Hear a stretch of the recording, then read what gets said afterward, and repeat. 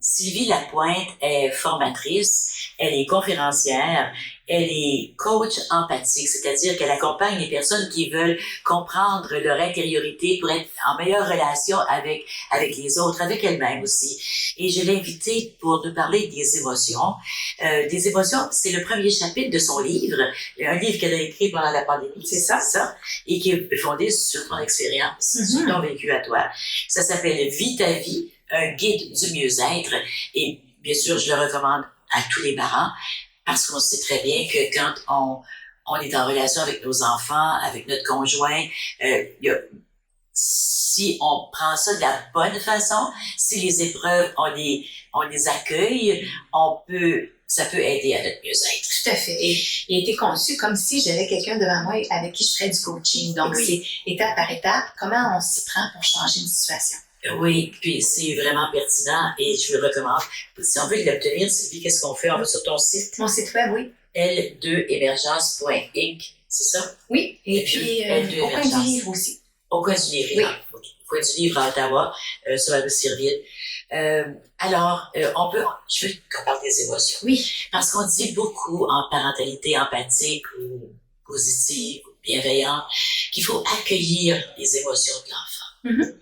Et c'est difficile parfois pour les parents d'accueillir, de laisser l'enfant exprimer ses émotions quand il est triste, quand il souffre, quand il est en colère, quand il se sent trahi par un ami. C'est très difficile pour un parent d'accueillir les émotions. Tout à fait. Puis pour toutes sortes de raisons. Oui. Toutes sortes de raisons. Qu'est-ce que c'est? Mais c'est quoi une émotion?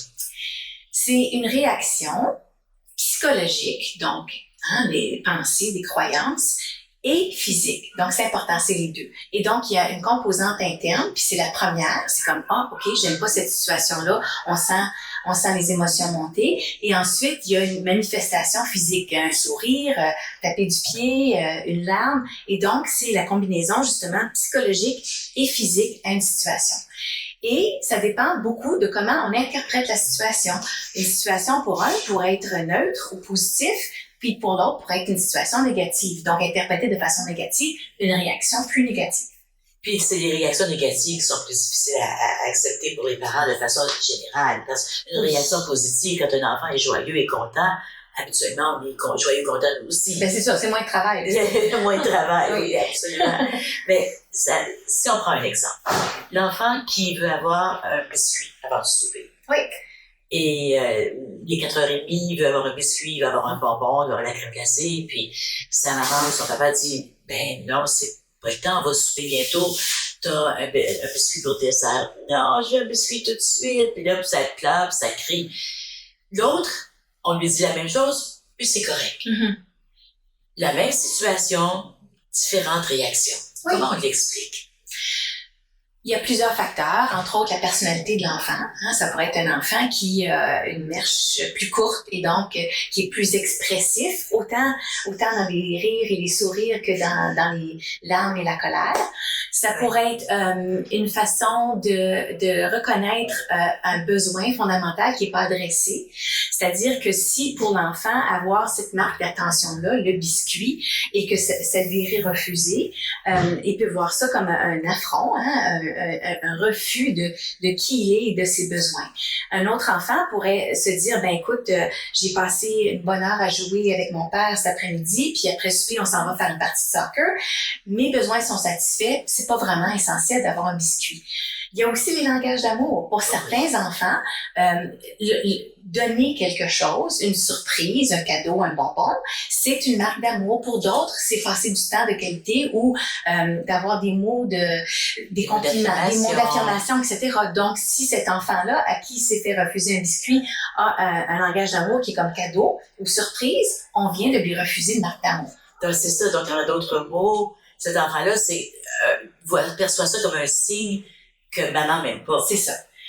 Il peut pas le dire de cette façon-là dans son esprit, mais c'est comme ça qu'il le ressent. Oui, l'émotion à l'intérieur, c'est maman m'aime pas, puis il se met à crier, à pleurer. Oui.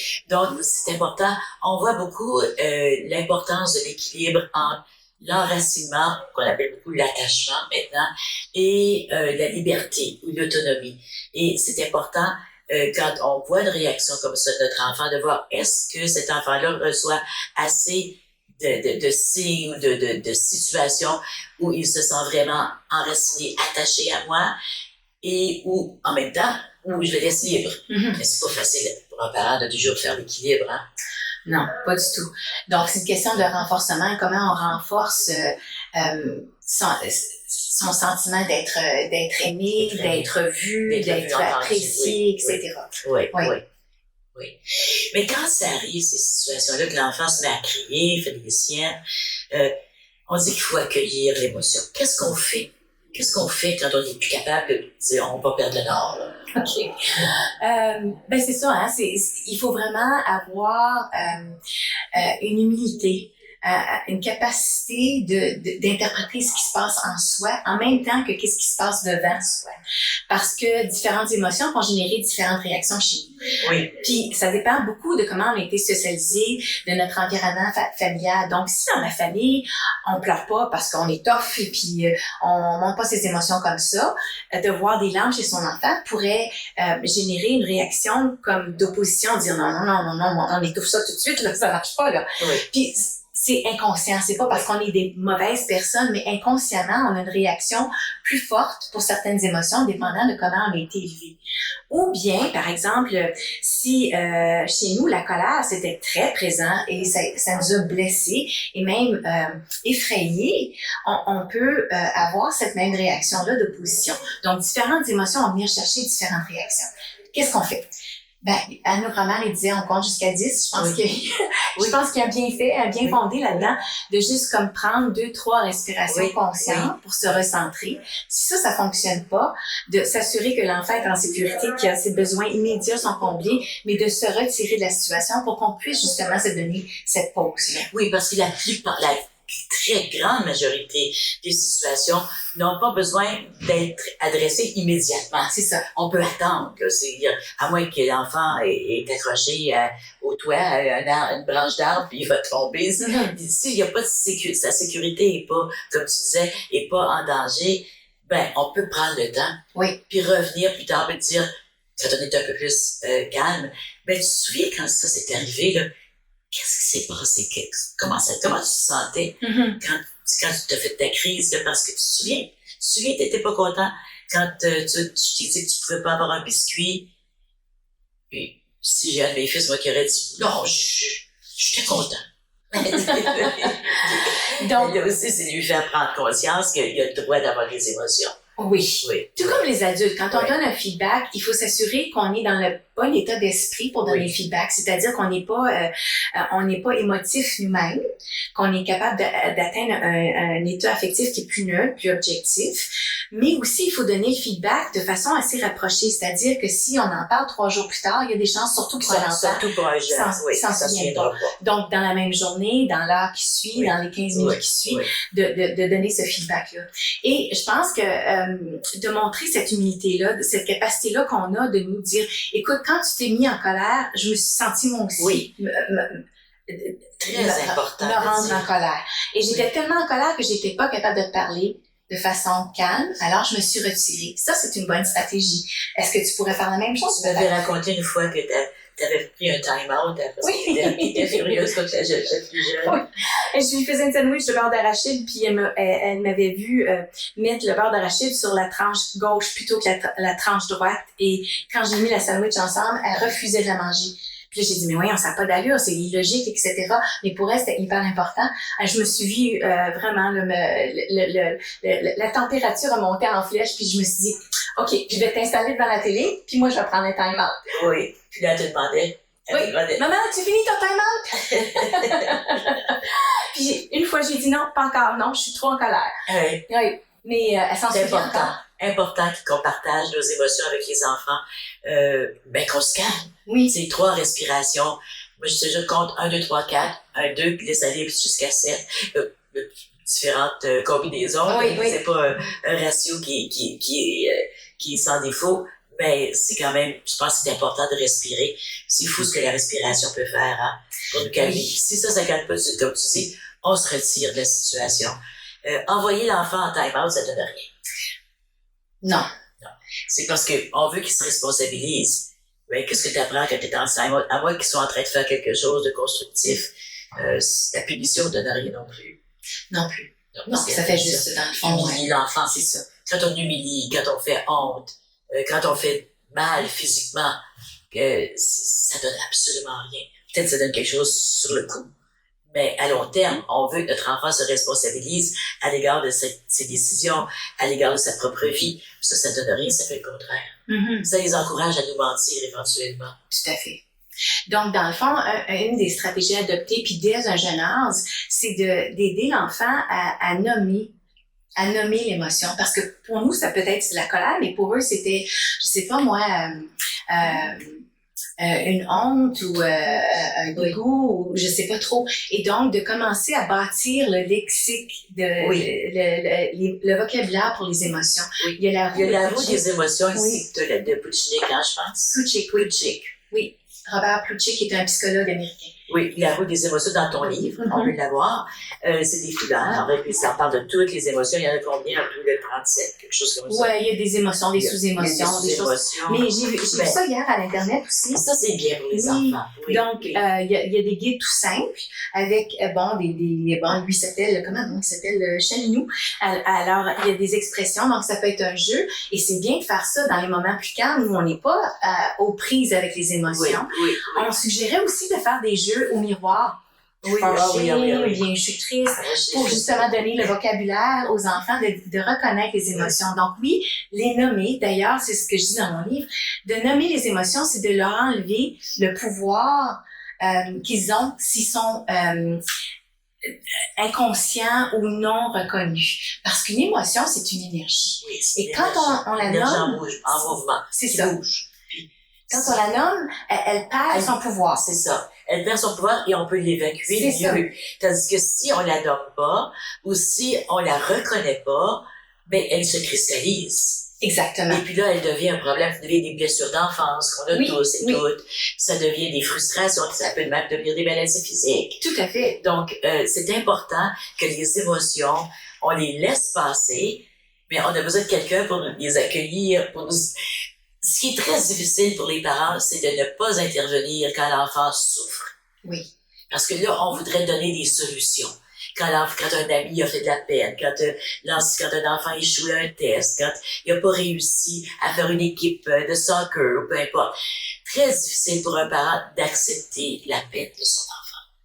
C'est la chose la plus difficile au monde. D'accepter que mon enfant va souffrir et que je dois rien qu'être là pour l'accueillir. Et je lisais récemment, je me souviens pas où, mais une dame qui disait que son fils, qui avait des problèmes d'adaptation et qui avait réussi à faire une équipe de soccer. Et à un moment donné, il y a eu un problème, puis il n'a pas pu jouer au soccer pour un problème de comportement. Et il a été banni de l'équipe. Puis il était assis sur son lit, puis au lieu d'essayer de l'encourager, de dire tu peux faire autre chose, elle s'est assise avec lui, puis elle a rien dit. Je vais être triste avec toi. Oui.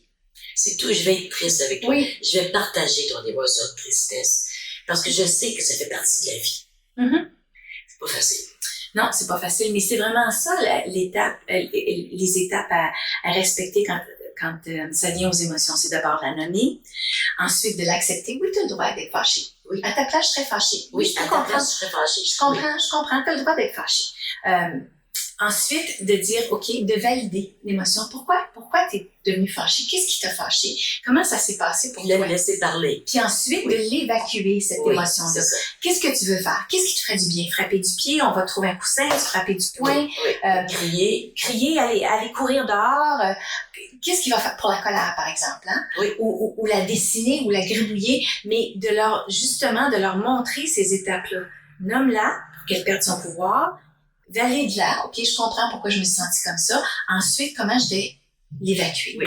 Puis quand on dit valide, ça veut dire que le parent va accepter l'émotion de l'enfant et pas dire ben t'aurais pas dû te sentir comme ça, tu sais bien que c'est pas ça qu'il a voulu dire. C'est de dire ben oui, moi si j'avais été à ta place, moi aussi j'aurais été fâchée. Je comprends que t'es fâchée. Oui. Puis c'est pas dire oui, mais après, le oui, mais, on le laisse de côté. Puis c'est ça, c'est de se retenir, parce que tu as tout à fait raison. On veut comme soigner... On veut tellement que nos enfants souffrent. Mais non, alors Oui, on saute tout de suite dans la solution quand vraiment il faut passer à travers l'émotion. Tu sais, ça me fait penser, Sylvie, à un épisode de mon fils Jean-François avec Delphine et puis leur maman Leslie. Leslie avait eu, je sais pas ce qui est arrivé, elle racontait à Jean-François des frustrations de sa journée, puis elle arrêtait pas. Puis Leslie est très exubérante quand elle parle. Et elle racontait à Jean-François, elle commence, puis là, il écoutait, oui, mais il essayait de trouver des solutions. À un moment donné, Leslie est partie pas contente. Et Delphine, qui a 12 ans, regarde son père, m'a dit, papa, tout ce qu'elle avait besoin, c'est que tu l'écoutes, que tu lui fasses un câlin. C'est lui qui m'a raconté ça. Oui. Donc, puis elle avait pleinement raison. Tout à fait raison. Tout à fait raison. Écoute-la, fais-lui un câlin. Puis ensuite, elle va trouver la solution. Sylvie, est-ce qu'il y a autre chose qu'on devrait dire sur les émotions? Tu m'avais demandé hier, en préparant l'émission, qu'est-ce que j'aurais aimé savoir? Oui, qu'est-ce que tu aurais aimé savoir sur les émotions avant d'avoir des enfants? Que leurs émotions, c'est pas un reflet sur comment je m'attelle. C'est-à-dire, c'est pas parce que je suis une mauvaise mère que mon fils ou ma fille pleure ou est en colère. Ça fait juste partie de la vie, ça fait partie de notre humanité. Donc, c'est pas un reflet de quelque chose, un manquement de ma part. OK? Ça, c'est la première chose. Tellement important. C'est pas, on dit souvent, c'est pas personnel, mais je pense que tu l'exprimes mieux. C'est pas parce que j'ai fait quelque chose de pas correct. Oui. L'autre chose, c'est qu'il faut pas penser que chaque geste qu'on fait, chaque action, chaque décision a un effet déterminant sur l'enfant. Mm-hmm. C'est dans l'ensemble. C'est sûr que des fois qu'on peut se faire humilier par notre père ou notre mère, ça va nous laisser longtemps, mais des fois, on va passer par-dessus ça. Mais ça, non, peut-être qu'on passera pas. Si, moi, je me souviens de m'être fait humilier et j'aurais voulu que ce parent-là s'excuse un jour. Mm-hmm. J'ai passé par-dessus il y a longtemps, ça me dérange plus. Mais comme parent, on peut aller dire à notre enfant, je suis désolée. Je te demande pardon parce que j'ai pas réagi de la bonne façon. Oui, et c'est ce que j'allais dire. Il y a certaines émotions, entre autres pour moi, l'anxiété qui a fait partie de ma vie depuis toujours. Quand je voyais cette anxiété-là surgir chez mes filles, mes réactions étaient beaucoup plus grandes, beaucoup plus exagérées que pour d'autres émotions. Donc, les émotions qui nous travaillent le plus, les émotions qui nous handicapent le plus, sont souvent celles qui vont générer des réactions qui sont peut-être pas les plus efficaces chez nous. D'où l'importance de l'introspection et des livres comme celui-ci pour les parents, parce que je dis toujours, nos enfants sont nos maîtres finalement, si on veut. Oui. Si on a l'humilité qu'il faut pour accepter. Donc, c'est important de reconnaître que une réaction forte chez moi face à une émotion d'un enfant, ça reflète quelque chose de l'intérieur de moi. Oui. De moi. Maintenant, quand ça se passe, on n'a pas le temps de faire une introspection. Non. D'où l'importance de dire, OK, je reconnais, là, j'ai pas le temps de savoir c'est quoi. Plus tard, je le ferai, là, je vais essayer d'être calme. Oui. Il y a quelque chose en dedans de moi qui me tracasse. Je vais le laisser passer pour le moment, parce qu'on est capable de faire ça. Oui. On est capable d'être calme. Puis justement, de revenir si besoin y est, parce que, entre autres, ma plus jeune a souffert de taxage très, très sérieux. Et puis quand elle me racontait en détail toutes ces histoires-là, j'arrivais même pas à faire la différence entre mes émotions parce que ça me ramenait à mes propres expériences et ses émotions. Et donc, à un moment donné, j'ai dit, quand tu parles de ça, j'ai beaucoup de peine, mais j'ai aussi de la peine pour moi, puis je sais pas comment faire la part des choses parce que j'ai vécu ça aussi. Et ça me fait tellement de peine que tu vis la même chose. Donc, mes réactions vont être peut-être moins fiables que dans d'autres situations. Oui. C'est rien que des paroles de sagesse, hein, Sylvie? Merci beaucoup. Ah, ça me fait tellement plaisir. Merci. Puis si vous voulez en savoir plus, vous pouvez communiquer avec Sylvie. Vous pouvez aussi vous procurer son livre si vous êtes à Ottawa. Vous pouvez l'acheter au coin du livre, sinon sur son site web. Et puis, on va le mettre à l'écran. Mais c'est l2emergence.com.